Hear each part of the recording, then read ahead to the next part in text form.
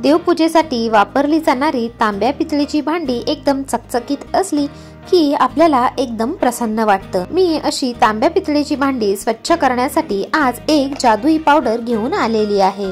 हा व्हिडिओ पाहिल्यानंतर तुम्ही बाजारातून आणून शायनिंग पावडर वापरणं कायमचं बंद कराल, कारण ही शायनिंग पावडर वापरून आपले हातही अजिबात खराब होत नाही व आपली तांब्या पितळीची भांडीही एकदम छान चकचकीत निघतात। मी तुम्हाला पावडर बनवून दाखवण्यापूर्वी त्याचं प्रूफ दाखवते। या ठिकाणी मी ही एक लेवाची प्लेट घेतलेली आहे। यावरती मी शायनिंग पावडर टाकून घेतलेला आहे। त्यावरती आपल्याला थोडंसं पाणी टाकून पावडरला ॲक्टिव्ह करून घ्यायचं आहे। आता आपल्याला एखाद्या स्क्रबनी किंवा हाताने हे शायनिंग पावडर अगदी अलगद या प्लेटला लावून घ्यायचं आहे। अशा प्रकारे आपल्याला सर्व प्लेटला ही पावडर एकदम छान पसरवून घ्यायची आहे व अलगद आपल्याला हे या प्लेटला चोळून घ्यायचं आहे। अगदी सहज आपल्या तांब्याच्या प्लेटवरचे सर्व काळे डाग निघून जातात व आपली प्लेट एकदम छान चकचकीत निघते।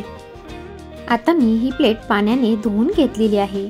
या ठिकाणी तुम्ही पाहू शकता आपल्या प्लेटवरचे सर्व काळे डाग निघून गेलेले आहेत व आपली प्लेट एकदम छान चमकायला लागलेली आहे।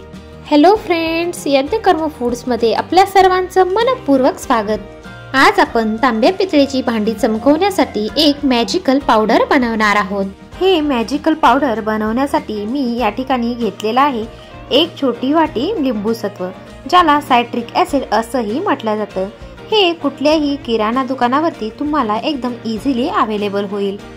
एक छोटी वाटी या ठिकाणी मी घेतलेला आहे मीठ, एक छोटी वाटी मी खायचा सोडा घेतलेला आहे व एक छोटी वाटी मी वॉशिंग पावडर घेतलेला आहे। तुमच्याकडे जी कुठलं वॉशिंग पावडर असेल ते तुम्ही वापरू शकता। या ठिकाणी मी घेतलेला आहे 4 छोट्या वाट्या ज्वारीचं पीठ। तुम्ही ज्वारीच्या पिठाच्या ऐवजी गव्हाचं पीठही वापरू शकता। आपल्याला लिंबू सत्व, सोडा, मीठ व वॉशिंग पावडर हे समान प्रमाणात घ्यायचं आहे व त्याच्या 4 पट आपल्याला गव्हाचं किंवा ज्वारीचं पीठ घ्यायचं आहे। आता आपल्याला हे सर्व जिन्नस मिक्सरच्या भांड्यामध्ये घालून हे व्यवस्थित मिक्स करून घ्यायचे आहे व सायट्रिक ॲसिडची पूड बनवून घ्यायची आहे। या ठिकाणी मी मिक्सर जारमध्ये सर्व जिन्नस घालून घेतलेले आहेत। आपल्या शायनिंग पावडरला मार्केट सारखा रंग यावा म्हणून या ठिकाणी मी 2 चुटकी रेड फूड कलर घेतलेला आहे। मी रंग नाही घातला तरीही चालेल, कारण याचा आपल्या पावडरमध्ये असा काहीही रोल नाही, फक्त रंग यावा म्हणून या ठिकाणी मी हा फूड कलर वापरत आहे। हा कलर आपल्या पावडरला यावा म्हणून आपल्याला या कलरवरती अगदी 1 थेंबभर पाणी घालून घ्यायचं आहे व हे आपल्याला जारमध्ये घालून घ्यायचं आहे।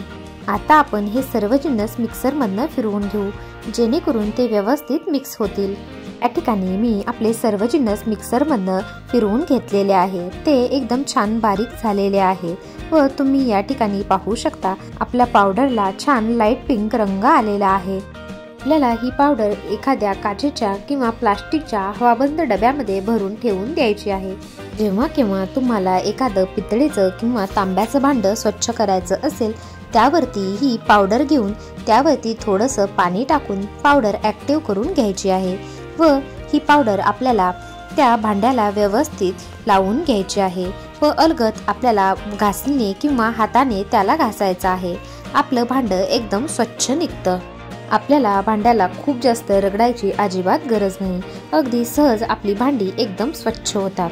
मी ही भांडी याच पावडरने स्वच्छ केलेली आहे व तुम्ही फरक पाहू शकता।